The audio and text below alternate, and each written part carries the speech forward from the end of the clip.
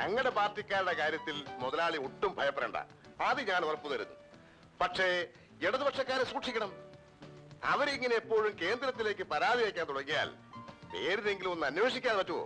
അതുകൊണ്ട് ഞാനിപ്പോ എന്ത് ചെയ്യണമെന്നാ വട്ടപ്പറ പറയുന്നേ? എല്ലാ കാര്യത്തിലും മുതലാളി കുറച്ചുകൂടി ഒന്ന് ശ്രദ്ധിക്കണം. കെട്ടിക്കഴിഞ്ഞിട്ട് നമ്മൾ അഴിക്കാതെ നടക്കുന്നതിൽ ഭേദം കെട്ട് വീഴാതെ സൂക്ഷിക്കുന്നതല്ലേ. ഈ കാര്യം മുതലാളിയോടൊന്ന് പറയാനായിട്ടാ ഞാനിപ്പോ ഇങ്ങോട്ട് ഇറങ്ങിയത്. നിങ്ങൾ നിങ്ങളുടെ കാര്യം നോക്കണം വട്ടപ്പാറേ. നിങ്ങളുടെ കേന്ദ്രം വന്നാലും സ്റ്റേറ്റ് വന്നാലും മത്തായിമാർക്കിട്ട് ഒരു ചുക്കും ചെയ്യാൻ പറ്റില്ല. ഞങ്ങളെ കെട്ടാൻ വരുന്നവരെ കെട്ടാനുള്ള പണി ഞങ്ങൾക്കറിയാം. തൽക്കാലം പോയട്ടെ, എനിക്ക് വേറെ ജോലിയുണ്ട്. ഒരു ചെറിയ പ്രശ്നങ്ങളുണ്ട് മുതലാളി.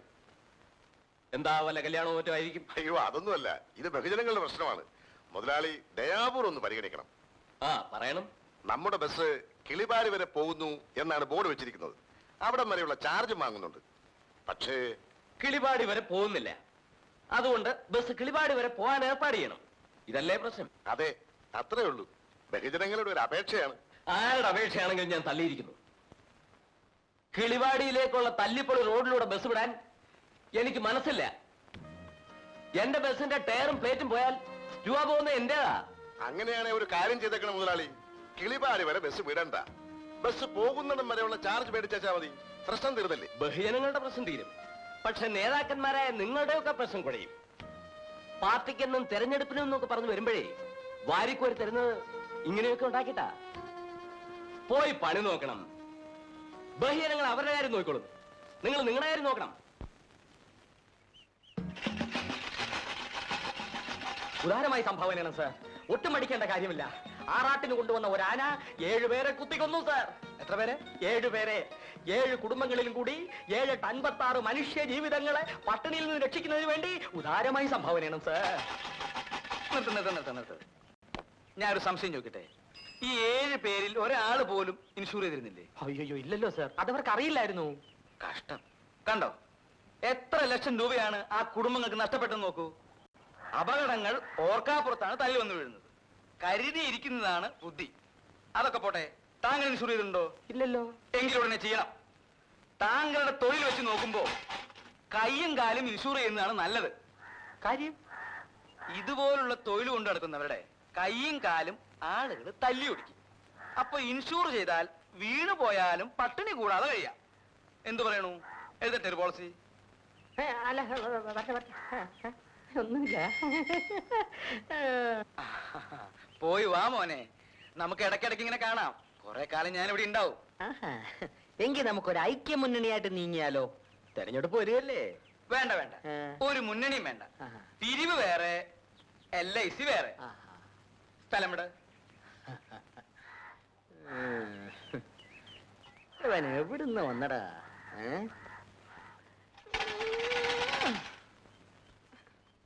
അതിരിക്കട്ടെ, ഇവിടെ തന്നെ വരാൻ നിങ്ങൾക്ക് എങ്ങനെ തോന്നി? ആരെങ്കിലും പറഞ്ഞയച്ചതാണോ അതോ? ആരും പറഞ്ഞയച്ചതല്ല, സ്വയം തോന്നി വന്നു, അത്രേ ഉള്ളൂ. കണ്ടോ, ഇതാണ് ദൈവനിശ്ചയം എന്ന് പറയുന്നത്.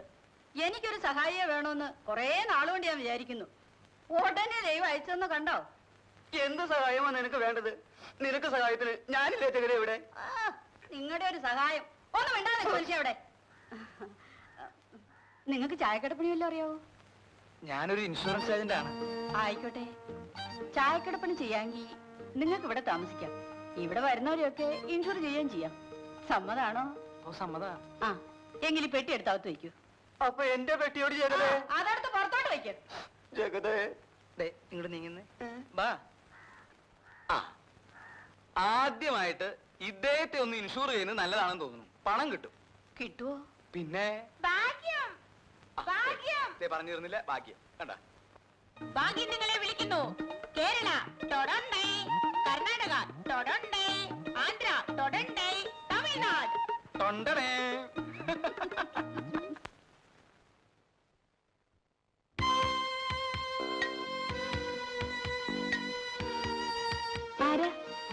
എന്ത് വേണം? ഞാനിങ്ങോട്ട് സ്ഥലം മാറി വന്നൊരു പോലീസുകാരനാണ്. പോലീസ് സ്റ്റേഷൻ ഇവിടെ അടുത്താണോ? ഇല്ല, കുറച്ചുകൂടി പോണം. കുറച്ചുകൂടി എന്ന് പറഞ്ഞാൽ ആ വളവ് തിരിഞ്ഞാ മതി, അപ്പൊ കാണാം. അബദ്ധമായിപ്പോയി. ആ ജീപ്പിൽ തന്നെ പോകാമായിരുന്നു. ഞാനൊരു ടാക്സി ജീപ്പിലാണ് വന്നത്. ഇനി ഈ പെട്ടിയും തൂക്കി പിടിച്ച് നടക്കണ്ടേ? ഈ പെട്ടി ഇവിടെ നിന്ന് വെച്ചോട്ടെ. പോലീസ് സ്റ്റേഷൻ കണ്ടുപിടിച്ചിട്ട് തിരിച്ചു വന്ന് നിർത്തോളാം. അത് വേണ്ട, നിങ്ങൾ തിരിച്ചു വരുമ്പോ ഞാനിവിടെ ഇല്ലെങ്കിലോ?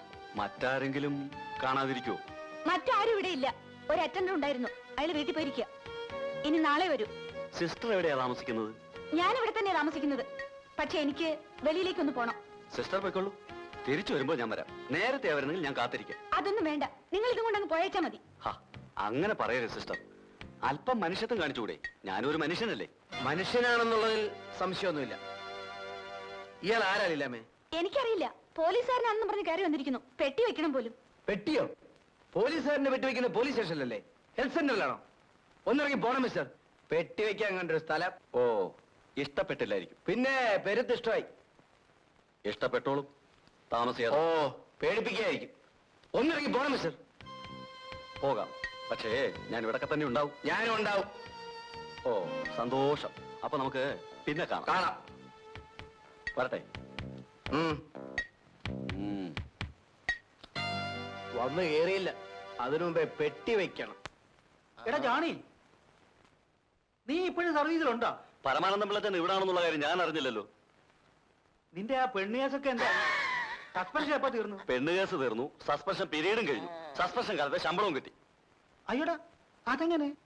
രൂപ വാരി എറിഞ്ഞാൽ ഈ രാജ്യത്ത് നടക്കാത്ത എന്തെങ്കിലും ഉണ്ടോ ചേട്ടാ? അതിരിക്കട്ടെ, പരമാനന്ദം പിള്ളച്ചൻ ഇവിടെ വന്നിട്ട് എന്തുണ്ടാക്കി? ഒരു കൊല്ലം ഇവിടെ ജോലി നോക്കിയാൽ കോടീശ്വരനായിട്ട് മടങ്ങി പോകാമെന്നാണല്ലോ നാട്ടുകാർ പറയുന്നത്. കഞ്ചാവ് കൃഷിക്കാരുടെ നാടല്ലേ? ഈ നാട്ടിൽ പലയിടത്തും കഞ്ചാവ് കൃഷി നടക്കുന്നുണ്ടെന്നുള്ളത് സത്യമാണ്. അതിന് കൂട്ടു നിൽക്കുന്ന ഉദ്യോഗസ്ഥന്മാർക്ക് അതിന്റെ പങ്ക് കിട്ടുന്നുണ്ടെന്നുള്ളത് സത്യമാണ്.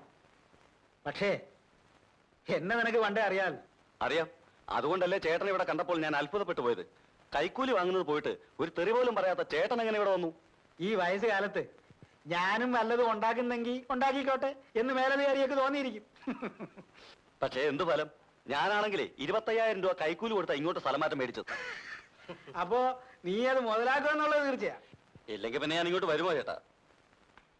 പിന്നെ ഒരു കാര്യം, ആ, ഇവിടെ മുതലാളിമാര് കഞ്ചാവ് കൃഷി നടത്തുന്നുണ്ട്. പോലീസുകാരൻ തൊട്ട് മന്ത്രി വരെ ഉള്ളവർക്ക് അതിന്റെ വിഹിതവും കൊടുക്കുന്നുണ്ട്. ഓഹോ. പക്ഷേ ഇവിടുത്തെ നാട്ടുകാരുണ്ടല്ലോ, അവര് പരമപാവങ്ങൾ, പിന്നെ നല്ലവരുമാ. പിന്നെ ഈ പെമ്പിള്ളാരെ കാണുമ്പോ നിന്റെ ഒരുമാതിരി ഒരു ഒരു ഒരു ഒരു വിരിവിരിപ്പുണ്ടല്ലോ.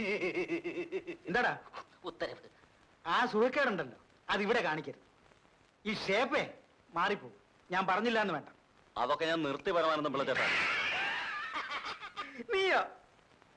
എടാ ജാണി, അണ്ണാ മരം കയറ്റം മറന്ന കഥ എവിടെയെങ്കിലും കേട്ടിട്ടുണ്ടോടാ? നിന്റെ നന്മയ്ക്ക് വേണ്ടി ഞാൻ പറയാനുള്ളത് പറഞ്ഞു. പിന്നെ നിന്റെ ഇഷ്ടം. ആ, നീ പോയി ഈ സൂത്രമൊക്കെ അകത്തോണ്ട് വെച്ചിട്ട് വേഗം റെഡിയാവാൻ നോക്ക്. പോയി കുളിക്കടാ, പോ. ശരി. ഒരു കാര്യം പൗലോസേട്ടൻ മനസ്സിലാക്കണം. എല്ലാ ആവശ്യങ്ങളും കഴിഞ്ഞ് ഇൻഷൂർ ചെയ്യാമെന്ന് വിചാരിച്ചാൽ നടക്കില്ല. മറ്റുള്ള കാര്യങ്ങളുടെ കൂടെ അതും അങ്ങ് നടന്നു പോയിക്കൊള്ളും. അതാണ് ഇൻഷുറൻസിനുള്ള ഗുണം.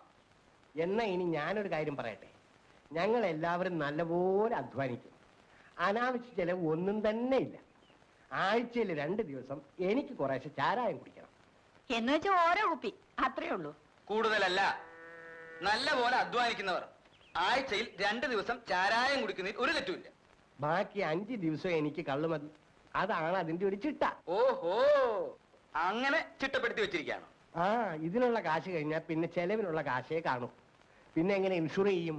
കാശ് തരണ്ടേ? അപ്പോ ഈ നിൽക്കുന്ന മോളമ്മയുടെ ഭാവിയെ കുറിച്ച് എന്താ തീരുമാനം? അവള് ഞങ്ങൾക്ക് ഒറ്റ മോളാ. അവക്ക് കൊടുക്കാനുള്ള പൊന്നും പണമൊക്കെ ഞങ്ങൾ നേരത്തെ കരുതി വെച്ചിട്ടുണ്ട്. ഇനിയിപ്പോ അവിടെ പഠിത്തം കൂടി കഴിഞ്ഞാൽ കൊള്ളാവുന്ന ഒരുത്തിന് അവളെ കെട്ടിച്ചു കൊടുക്കും അല്ലേ?